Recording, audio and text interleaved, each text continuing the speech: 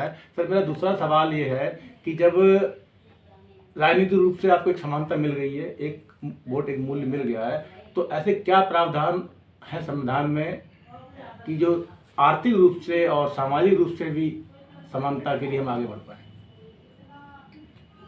देखिए, संविधान में कोई व्यवस्था नहीं है इस तरह की सामाजिक और आर्थिक विषमता को दूर करने की। कोई ऐसा प्रोग्राम ही नहीं है, कुछ भी नहीं है उसमें। धन्यवाद सर कि इस पे हम आगे भी चर्चा करेंगे और इसी को चुनाव की बातों को आगे बढ़ाते हैं हम लोग। सर एक सवाल और है कि आप यदि चुनाव सुधार की अगर बात करें तो चुनाव सुधार की 2 शब्दों में या 2 लाइनों में आप बताएं क्या बेहतर हो सकते हैं आम पब्लिक के लिए? चुनाव सुधार की मंशा तो किसकी है? अगर चुनाव सुधार की मंशा होती, वीकर सेक्शंस भी तो चुनाव में आ रहे हैं, वो भी उसी तरीके से लड़ रहे हैं।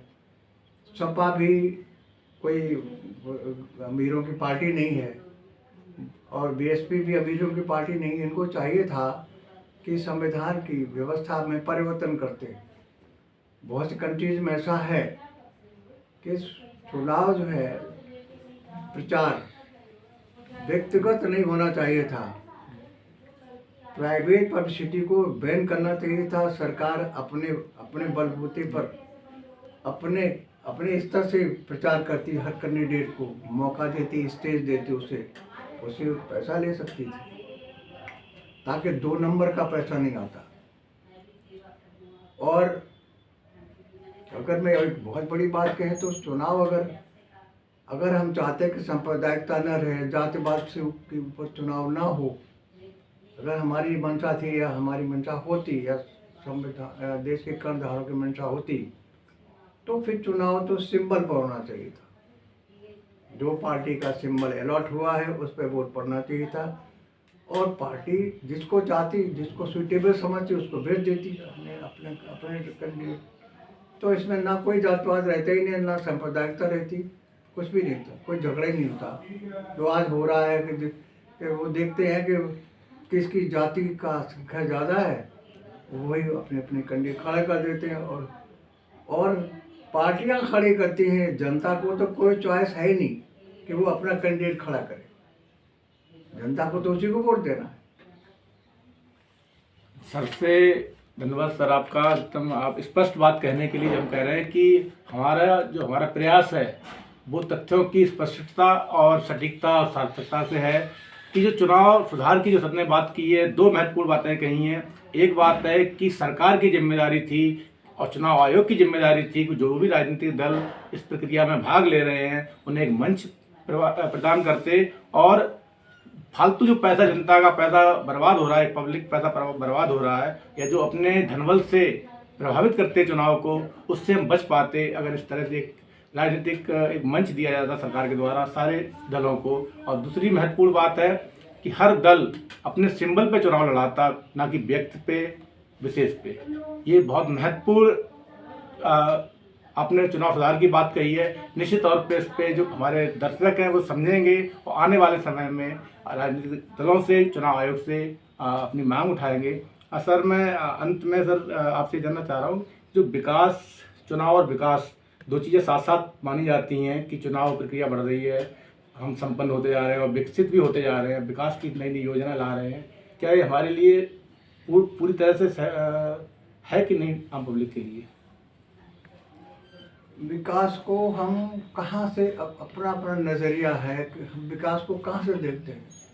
वास्तविक विकास तो ये है कि सबसे नीचे खड़ा हुआ व्यक्ति वहाँ से कितना ऊपर उठा है, वो कितना अपने को फ्री महसूस करता है कि मैं एक स्वतंत्र देश का नागरिक हूँ और मुझे जो है ना मेरा सुखी जीवन है, मेरे बच्चों का भी भविष्य उज्जवल है और उनके पढ़ने लिखने की सुविधा है, हमारे रहने की सुविधा है, हमारे स्वास्थ्य की देखभाल है और वो खुश महसूस करता है।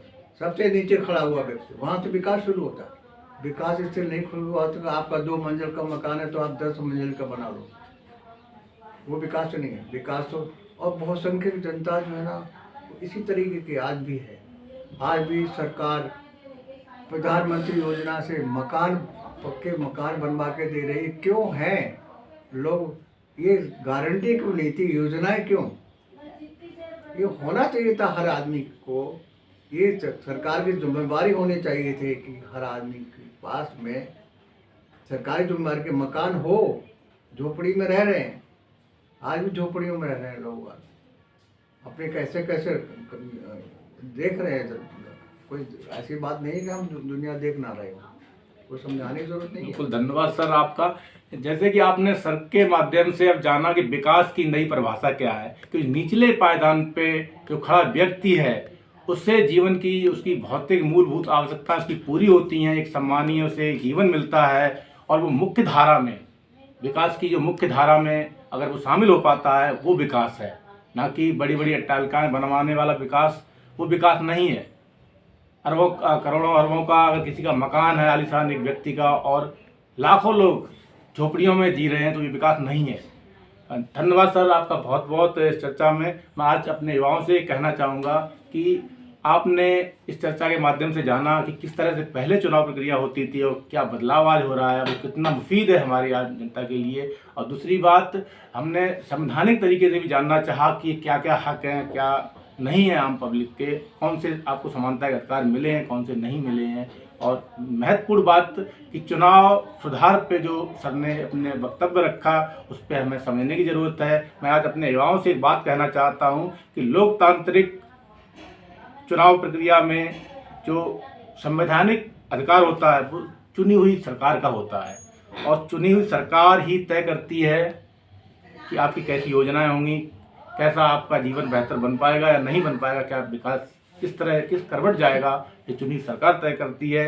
इसलिए हमेशा हमें जिम्मेदार सरकार चुननी चाहिए। और मैं एक दो पंक्तियों के साथ अपनी बात को पूरी करता हूँ। सर झुकाकर हाँ में हाँ मिलाने से कुछ होगा नहीं, राजनीतिक तानाशाहों को मालाएं पहनाने से कुछ होगा नहीं, अजगरों को दूध पिलाने से कुछ होगा नहीं।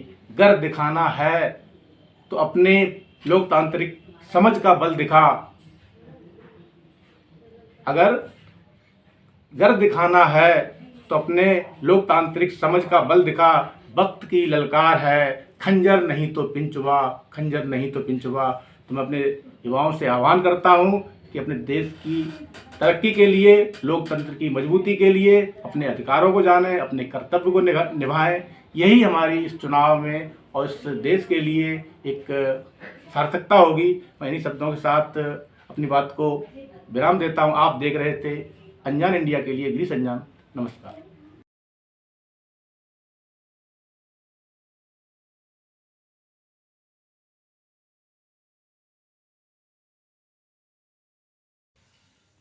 देखते रहिए अनजान इंडिया गिरीश अंजान के साथ। नमस्कार।